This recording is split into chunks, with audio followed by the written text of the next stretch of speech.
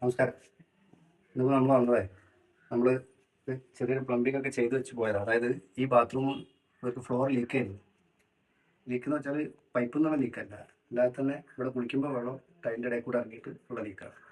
അപ്പോൾ ഇത് ചെയ്തത് ആദ്യം പൈപ്പ് തേച്ചിട്ട് അതിൻ്റെ മുകളിൽ ഫൈബർ ചെയ്താണ് ലീക്ക് ചെയ്യാതിരിക്കാതെ വാട്ടർ പ്രൂഫിന് വേണ്ടിയിട്ട് ഫൈബർ ചെയ്തു.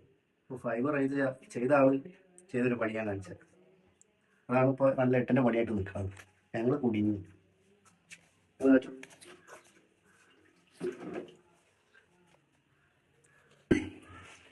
അപ്പോഴേ 2 ബാത്റൂമാണുള്ളത്.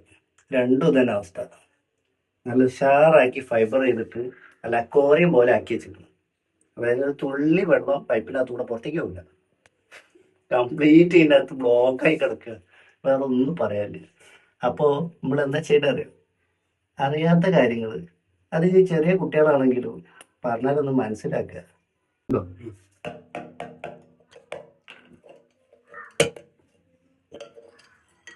ഇത് കണ്ടോ, 5 കണത്തിൽ ഫൈബർ ചെയ്ത് വെച്ചിരിക്കണം അതിൻ്റെ ഉള്ളിൽ. കണ്ടില്ലേ, ഇത് ഫൈബറിന്റെ കെമിക്കലാ. ഇത് അങ്ങോട്ട് അടിഭാഗം അങ്ങോട്ട് ഫില്ലാക്കി നല്ല ഉഷാറാക്കി. ഇത് ഇപ്പൊ ഇത്രയും കണത്തിൽ അതിനകത്ത് കുത്തിപ്പൊളിച്ചൊക്കെ എത്ര പണിയാണെന്ന് അറിയാം. പ്രത്യേകിച്ച് ഇത് ഫൈബർ ആയിരുന്നു. സിമെന്റ് കട്ടൊക്കെ ആണെങ്കിൽ തട്ടിയാൽ കൊണ്ട് പോരും. ഈ ഫൈബറിന്റെ സാധനം എങ്ങനെ പോരാനാ?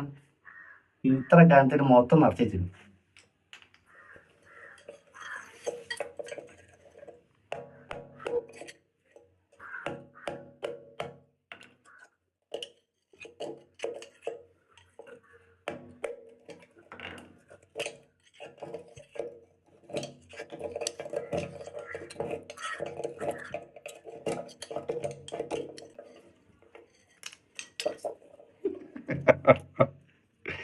എന്താ അവസ്ഥ?